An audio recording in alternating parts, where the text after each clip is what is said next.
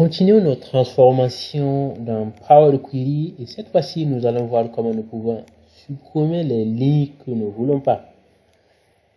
Généralement, quand nous importons des données provenant des systèmes de base de données, donc il peut arriver que nous ayons en fait ces en-têtes, donc qui peuvent être utiles souvent parce qu'ils comportent des informations, par exemple la date où vous avez extrait vous faites les données, vous avez l'heure, vous avez les titres, ainsi de suite.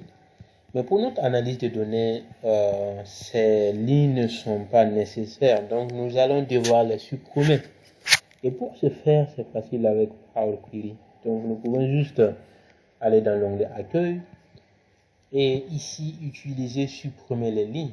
Donc supprimer les lignes, donc nous allons prendre la première option, supprimer les lignes du haut. Et ici nous allons supprimer les 2 premières lignes que nous ne voulons pas. Donc supprimer les lignes du haut. Et à partir de là, je vais mettre maintenant les 10. Donc je mets les 10 et je mets OK. Maintenant, Power Query a supprimé ces lignes vides.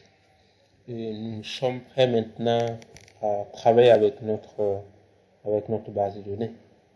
Donc, ce qui est également utile à faire, c'est de changer au fait les en-têtes. Parce que actuellement, quand vous voyez les en-têtes, c'est colonne 1, colonne 2, colonne 3, ainsi de suite. C'est pas très informatif.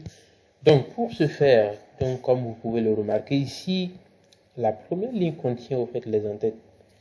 Donc, pour prendre cette première ligne et puis mettre sur les en-têtes, c'est facile avec Power Query. Donc, nous pouvons juste utiliser un bouton qui s'appelle ici utiliser la première ligne pour les en-têtes. Donc, quand je clique dessus, donc vous voyez ici, il a pris au fait les informations qui étaient sur la première ligne et il les a remontées au fait pour les faire des en-têtes de notre base de données. Donc, vous voyez, c'est facile avec Power Query. Et ensuite, nous allons voir comment nous pouvons supprimer également les colonnes et faire d'autres transformations pour transformer au fait les données que nous importons à des informations exploitables.